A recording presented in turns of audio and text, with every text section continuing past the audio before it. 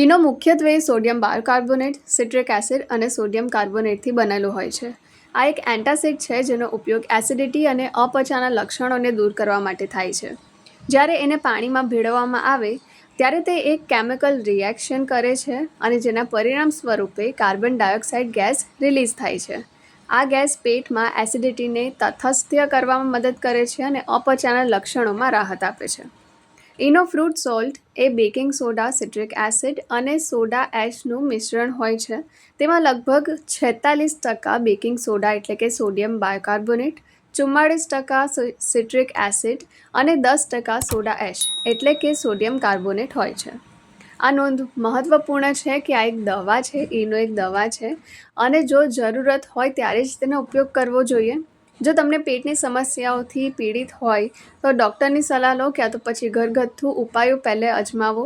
ગર્ભાવસ્થા દરમિયાન ઇનોનો ઉપયોગ કરતાં પહેલાં ડૉક્ટરની સલાહ લેવી એકદમ શ્રેષ્ઠ છે.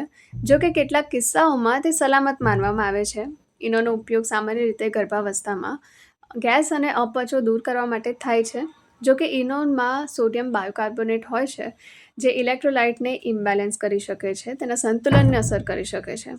ખાસ કરીને જો વધુ પડતું સેવન કરવામાં આવે તો તે તમને નુકસાન પણ પહોંચાડી શકે છે. તેથી ગર્ભાવસ્થા દરમિયાન ઇનોનો ઉપયોગ કરતાં પહેલાં હંમેશા તમારા ડૉક્ટર સાથે વાત કરીને આ મહત્ત્વપૂર્ણ જાણકારી તમારે લેવી જોઈએ, ખાસ કરીને જો તમને કોઈ સ્વાસ્થ્ય સમસ્યાઓ હોય તો.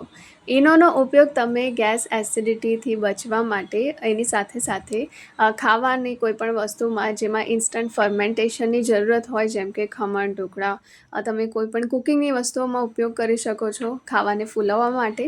આ ઉપરાંત બળેલા વાસણોને તમે ચમકાવી શકો છો અને તમારી જ્વેલરીને પણ સાફ કરી શકાય છે. તો જો આ વિડીયો તમને ઇન્ફોર્મેટિવ લાગ્યો હોય તો આ વિડીયોને બધા સાથે જરૂરથી શેર કરજો અને મારી ચેનલ સાથે જોડાઈ રહેજો.